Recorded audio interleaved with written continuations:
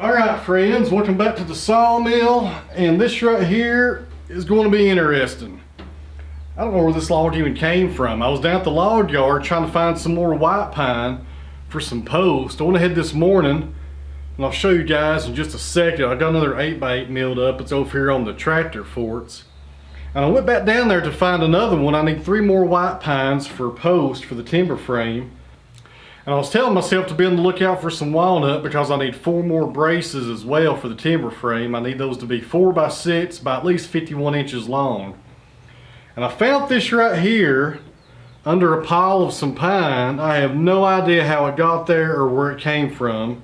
And judging by the appearance, it's been on the ground for a long time. This probably came from our other house. We moved here about almost 2 years ago. It'll be 2 years in October. And I brought over a bunch of walnut from over there. And I bet this is one that I brought over because it just looks horrible on the outside.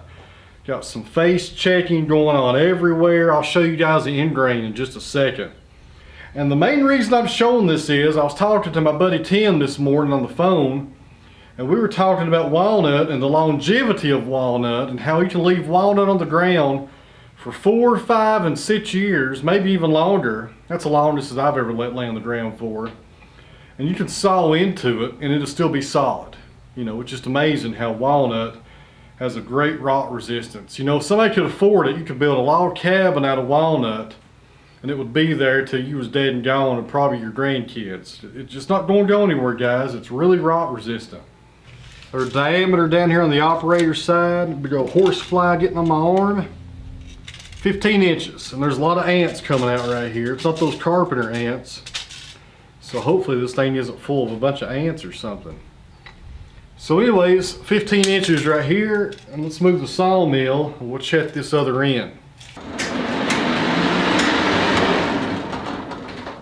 Alright guys, I didn't even look at this end down at the log yard or up here at the mill, and check that out.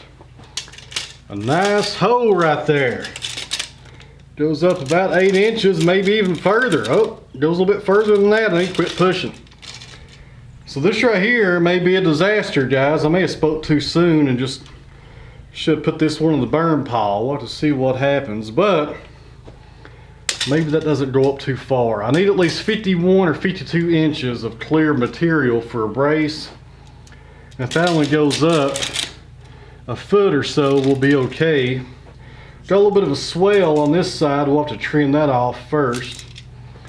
And once we do that, the diameter on this side will be about 19 inches. But goodness, I did not know that right there was present. That'd be interesting to see if that's even solid in there at all. But that's right there where the heart is of the tree. So we'll be getting rid of that anyways. So you win some, you lose some, guys. Hopefully we'll still come out ahead on this one. Famous last words right there, but it's walnut. It never does let us down. We should be okay, but I don't know. Looking pretty nasty on this end.